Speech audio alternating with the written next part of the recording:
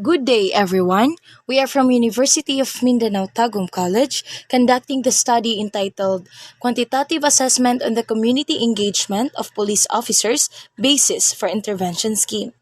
So, before anything else, I am Miss Girly Faith Leopardas, together with my group mates, Mr. Kenneth Jill Halup and Miss Angel May Gaum, taking Bachelor of Science in Criminology. So for the first slide, let us start for the rationale.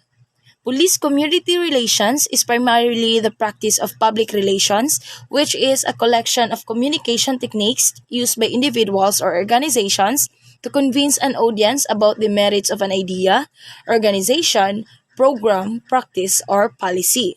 So, public relations tries to convince based on appeals to reason. The public relations tends to be one way from the police department to citizens. The problem here is that what a police department views as good for the department may not necessarily be good for the community, or it may be good only for that part of community to whom the police are particularly responsive and not for the other parts. This is according to Fountain 2017. Like what the phrase said, maybe dili tanan police department views is makaayo sa tanan parte sa community or sa komunidad.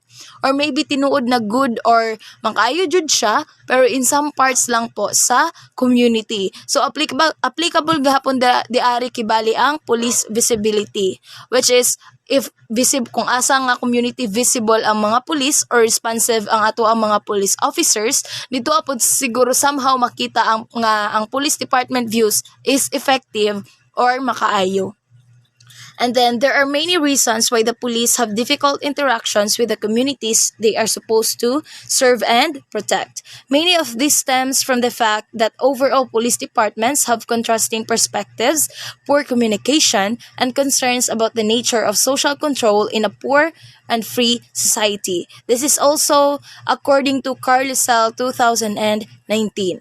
So, in the process of developing an independent professional bureaucracy, however, the police lost communication and control with their client communities. Further, the increase in crime has brought pressure on police to manifest their professional excellence by reducing crime, which has in turn tended to fuel repressive tactics of law enforcement, particularly in high crime city communities. So, the researchers would like to identify the level of community engagement of police officers in Tagum City. So this is the main goal. This is our main target as the researcher because this gives them a familiarity with the impacts of community engagement that impact or affect their faculty's sure characters. So through this, they can survey what system and techniques to be utilized, and along these lines, they can advance preparing an expert improvement to upgrade the abilities of our police officers. And second is our community or the community itself. This will make them educated about the constructive character of the police officers. So let's proceed to the next slide, which is the objectives of the study. So, this study will be conducted to assess the community engagement of police officers. Specifically, the study will be conducted to seek answers to the following objectives. So, this is the following: to assess the level of community engagement in terms of 1. Collaboration, 2. Consultation, and the last one is about communication. And number 2 is to propose an intervention scheme based on the result of the study. So this is our objectives. This is the objectives of the study. So let's proceed. Now let's talk about the theoretical lens. This study is grounded to the proposition of Myhill 2006, which states that there is a strong theoretical case for community engagement in policing.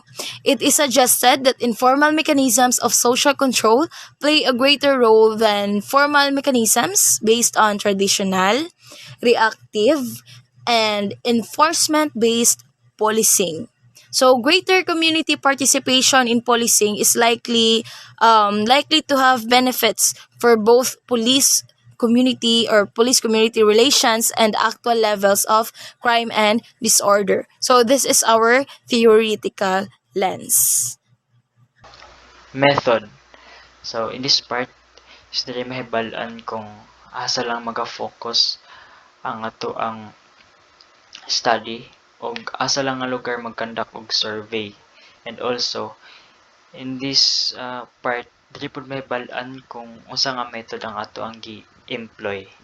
And this study employs a quantitative research by process of gathering the data was based through the use of survey questionnaires. The target population of this study are the police officers in Tagum City. The participants will answer the survey question provided by the researcher. So, random sampling is a sampling method in which the researcher chooses samples based on his or her subjective assessment rather than selecting samples at random. So, it means ang random sampling daw it is a sampling in which the researcher randomly selects a subset of participants from a population. So, for example, diri sa Tagum kay diri mo gid ta naga-focus diri sa Tagum mo gid ta is magkuha lami og isa ka barangay, mag-select mi og isa ka barangay nga diha lami mag-conduct og survey. Materials and instrument. So, diri is mahibal-an diri kung kung kang kinsa nga instrument survey ang ato ang gi-adapt og unsa atong mga indicators nga ato ang gi-adapt. So, a research instrument is muna siya ang tool used to collect, measure, and analyze data related to your subject. And the instrument survey in the study was adapted to the survey of Deckard's 2015. It was a researcher-made questionnaire to suit the context of the study. The set of questions deals with a community engagement with the following indicators: collaboration, consultation, communication. So, kani, ang atong indicators is also known ni siya as engagement style ni Deckard's, which nga we can by these indicators is dita maka we can move up the ladder of participation in terms of collaboration, consultation, and communication. So, in this table, help us to determine the range, the level of description, and the meaning of each description. So, 4.30 to 5.0, it means very high. So, that the level of community engagement is very much observed. 3.50 to 4.20, it means high. This means that the level of community engagement is much observed. 2.70 to 3.40 means moderate, and this means that the level of community engagement is observed. 1.90 to 2.60 means low. This means that the level of community engagement is less observed. 1.0 to 1.8 or 80, it means very low, meaning this meaning that the level of community engagement is not observed.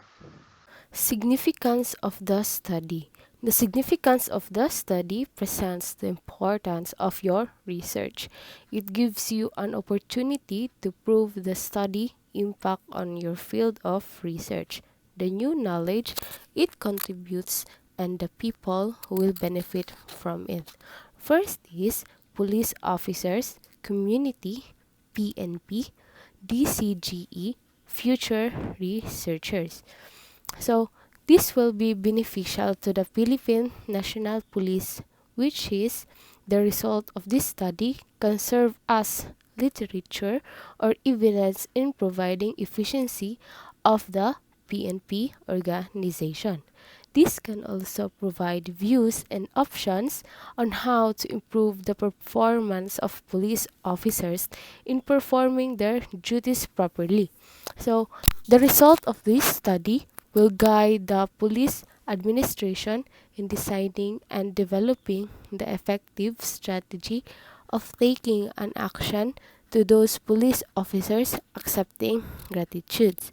So, the Department of Criminal Justice Education can possibly develop a new procedure and guidelines that will be taught to the students regarding to the perception of police officers about acceptance of gratitude.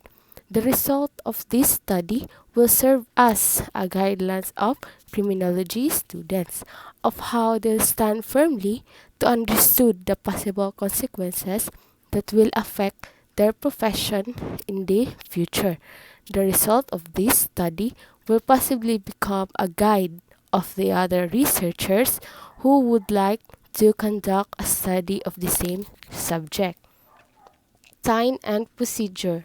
After the thesis committee approves the study, the researcher will prepare the research instrument which will be used in gathering data. The researchers will submit the modified questionnaire to the advisor for checking. Afterwards, the panel members or experts will validate.